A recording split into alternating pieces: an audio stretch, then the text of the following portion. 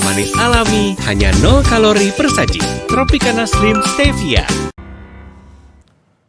Informasi pertama di Kompas Siang, polisi memberlakukan rekayasa lalu lintas sistem satu arah atau one way di Jalan Raya Puncak, Bogor, Jawa Barat. One way diberlakukan setelah arus lalu lintas padat sejak pagi. Kendaraan dari Jakarta menuju Puncak terlihat memadati Simpang Gadok. Pengendara hanya bisa melaju pelan tak sampai 20 km per jam. Kepadatan di Tol Jagorawi sempat mencapai 3 km dan diharapkan sistem satu arah bisa mengurai kepadatan. One way dilakukan sejak pukul 8 dan diberlakukan secara situasional.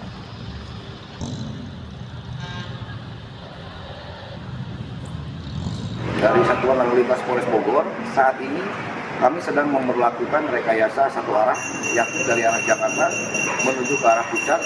Untuk situasinya mengalami peningkatan untuk kendaraan yang akan berwisata ke jalur Puncak. Kurang lebih dari hari kemarin ini ada mengalami peningkatan sekitar 10-20%.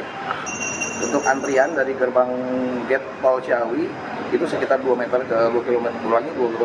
ke belakang.